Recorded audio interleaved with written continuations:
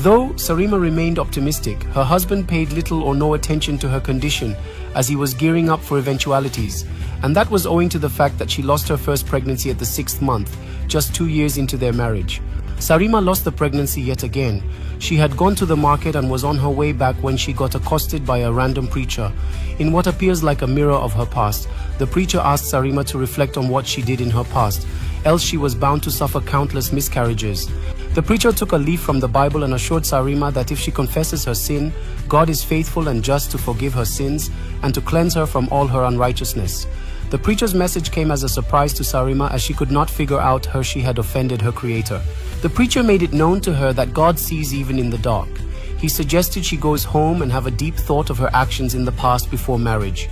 Those were his words to her before he continued his journey, as Sarima was left to count her sins instead of her blessings. Sarima returned home confused as she pondered on the words of the preacher. She could deny her sins, but she can't deny the preacher was right with her childlessness.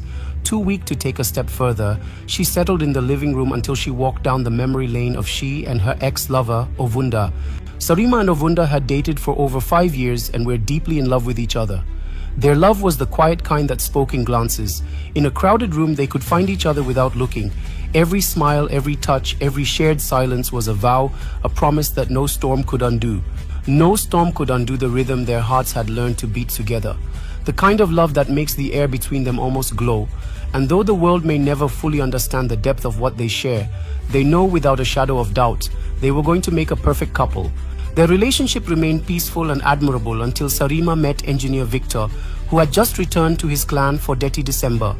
They met in a wrestling festival organized in Sarima's community, which was also part of Victor's clan.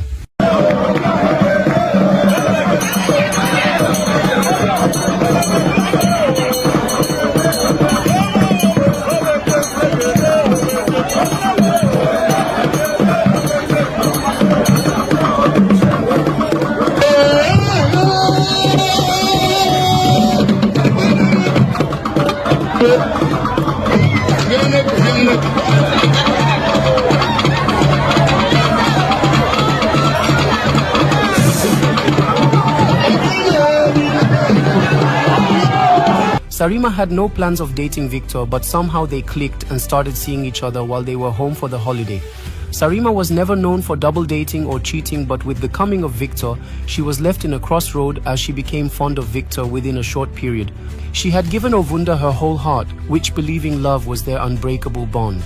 She wrapped herself in the warmth of her new lover, laughing as if the world were hers.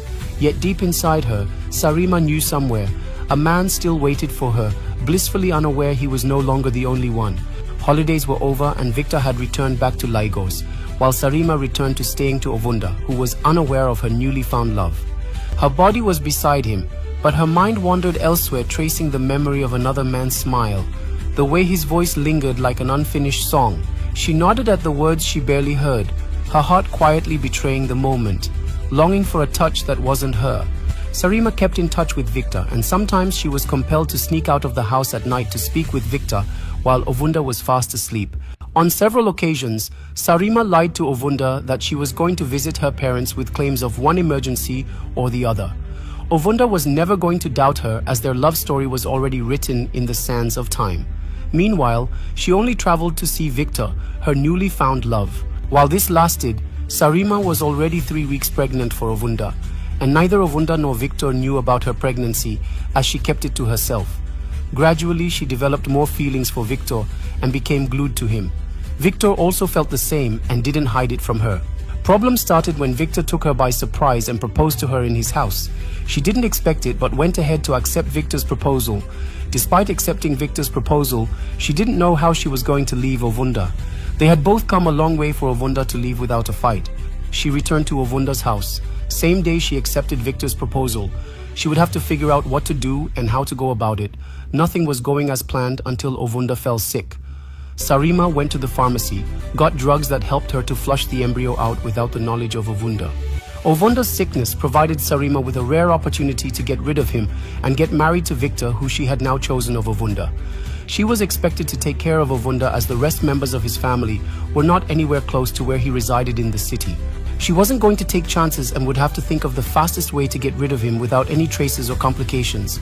Curdled in impatience, Sarima couldn't bear the thoughts of slow breakups or messy explanations. Her heart now burned for Victor, so removing Ovunda wasn't murder, it was clearing the path to her happiness.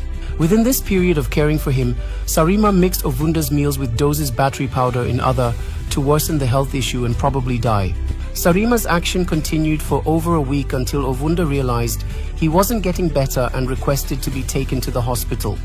Sarima was there to give him the needed support, but Ovunda died at the hospital just before proper tests and checkups could be done on him. By the time Sarima returned from her emotional recall, her husband was home and was surprised to see her on the floor crying out loudly. He had not seen her crying so bitterly except when she must have had miscarriage. Hurriedly, he helped her up. The pain she was going through was staring right in his face. As such, didn't need a crystal ball to see that his lovely wife was really broken. He would do anything to wipe her tears. Victor inquired into what could have subjected her into such agony, bearing in mind that she wasn't with the child. Sarima sat on the edge of the chair, tears soaking her palms. Her husband's worried voice pressed for answers, but the words refused to form. The shadows of her past, something she thought she had buried forever, had found her again.